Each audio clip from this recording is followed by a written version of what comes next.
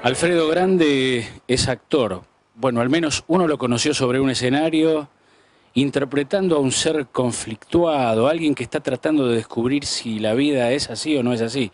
Y parece que llega a una conclusión. La conclusión es que así no es la vida, ¿no? Por lo menos es el punto de partida. El punto de llegada del espectáculo es justamente un cambio, una metamorfosis, una clonación, como se dice ahora, subjetiva, a lo largo de varios episodios, donde intento desde el humor, que creo que sigue siendo un arma muy poderosa, ir modificando aquello que nos constituye desde la más tierna infancia, que son los mandatos, ¿no? Que es lo más opuesto al deseo.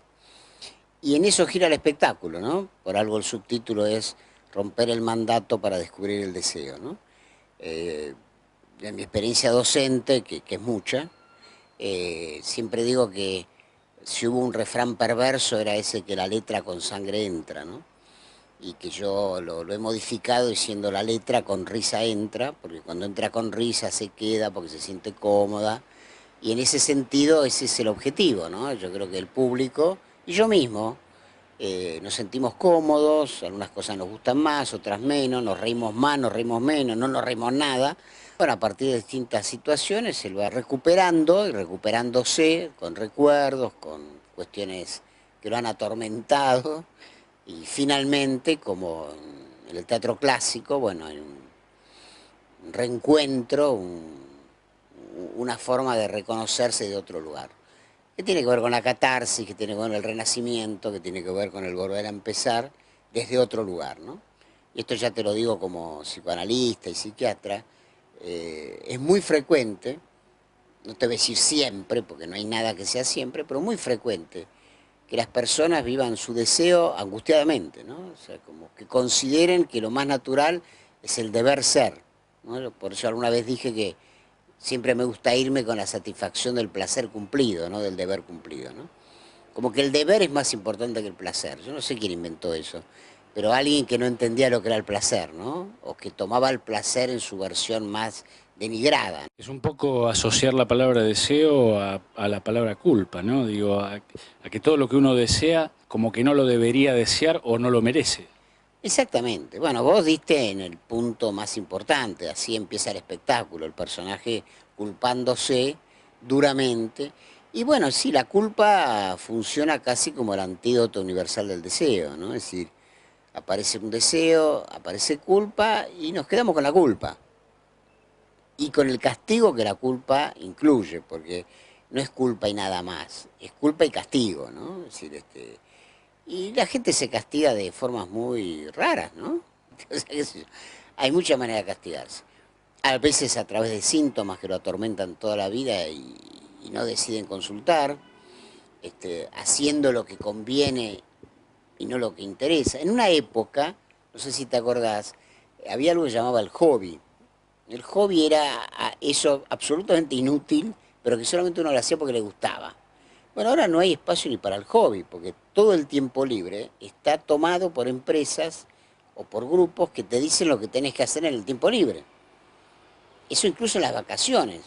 Uno termina las vacaciones agotado o se tiene que ir, no sé, a un lugar del desierto de Nairobi, porque si no estás siempre haciendo cosas. O sea, yo le administro el tiempo libre, no, pero es libre. Bueno, es libre, pero yo se lo administro. O sea que en el tiempo libre usted va a hacer esto, va a hacer esto, va a hacer esto, va a hacer esto. Bueno, esas paradojas enloquecen, o paralizan, o te llenan de bronca. Y volvés de las vacaciones mucho más cansado de lo que te fuiste. Hay un momento de la obra en la que justamente se apela a esto, ¿no? Al tema de la publicidad y cómo se manipula, cómo el mandato a veces pareciera venir disfrazado de deseo, pero en realidad es un mandato impuesto. Bueno, exactamente. Me alegra mucho tu reflexión, porque yo digo que la expresión absoluta de la cultura represora es el deseo del mandato. Cuando vos haces una estética del mandato, terminás deseando el mandato. Y ahí estás prácticamente perdido, a menos que veas el unipersonal, ¿no? Yo en otro espectáculo tomaba mucho ese aforismo sanmartiniano de serás lo que debas ser, o si no, no serás nada. Y decía que era la pálida más terrible, porque si no podés ser lo que debes, bueno, seguís practicando, busca otra cosa, ¿viste? No, no te la tomes a la tremenda, ¿no? El mandato es esa cosa imperativa, ¿no? Ese sí o sí. Y el sí o sí muchas veces te marca décadas de sufrimiento, ¿no? La política también está metida en todo este entramado de mandatos y deseos. Sí, absolutamente. Yo diría que, bueno, alguien dijo una vez que menos la química inorgánica, todo es política, ¿no? O sea, pero también pienso que la química inorgánica tiene algo de política por cómo se arman las moléculas, ¿viste? Esa cosa. Pero que sí, y política, yo la entiendo política como lucha de clases, ¿no? Concepto que muchas veces no es bien tomado, pero yo digo, si no hay lucha de clases, hay supremacía de una casta. Y deja de haber política cuando una casta es hegemónica. Entonces ya no hay política, digamos, ya no se discute más. Eso en las familias es muy frecuente, en las parejas es muy frecuente. O sea, se acaba la discusión, no porque no haya nada para discutir, sino porque hay alguien que copó la parada, digamos, por así decirlo. Eso se llamó en algún momento pensamiento único.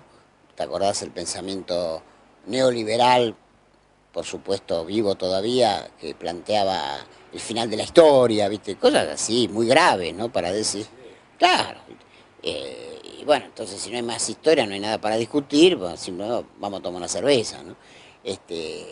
Porque también hay formas de entender la política, ¿no? Yo entiendo la política como la puesta en superficie del conflicto social. Y no puede no haber conflicto social. La diferencia es cómo se resuelve. Primero si lo tolerás, después si lo podés resolver en una forma creativa, o si decidís exterminarlo. ¿Viste? Como si nosotros no tenemos problemas con los negros. Bueno, claro, los matamos a todos. En la guerra de independencia, ¿viste? Había batallones de negros. El sargento Cabral era negro. Pero bueno, parece que resolvió salvarlo a San Martín. Nunca sabremos, ¿no? Porque por ahí alguien lo empujó y digo, vos, morite vos, que el general está de arriba, ¿no? Pero bueno, así es fácil no tener problemas raciales, ¿viste? Estoy pensando mientras haces esta reflexión y digo, una frase que cabe para esto tiene que ver también con cómo influye el mandato en cuanto a la elección política. Cuando a uno le dicen eso es políticamente incorrecto, por ahí decir que el sargento Cabral era negro o que alguien lo empujó es políticamente incorrecto. Y allí estamos imponiendo el mandato sobre el deseo. Claro, pero es gracioso. Por eso digo, la risa es una gran vaselina, ¿viste? Yo he ido a lugares así muy extraños, muy diferentes. Una vez hablé en una iglesia luterana, sentado en el sillón del obispo, ¿viste? No fue fácil, sobre todo porque hablaba de algo que no sabía. Eso me apasiona, una vez lo dije en chiste, pero es cierto. Una vez tuve que hablar sobre diálisis renal, no sé nada de eso, ¿viste? Pero la gente me cayó simpática, ¿no? Y entonces tuve un tiempo largo, fui temprano, que eso es una estrategia que siempre hago, cuando no sé de qué hablar voy un rato antes. Y el que habló antes, que sabía del tema, dijo algo, yo me agarré de eso y no lo solté nunca más, ¿no? Entonces se me ocurrió una frase que era, los afectos no se dializan. No sé qué significa, pero gustó muchísimo.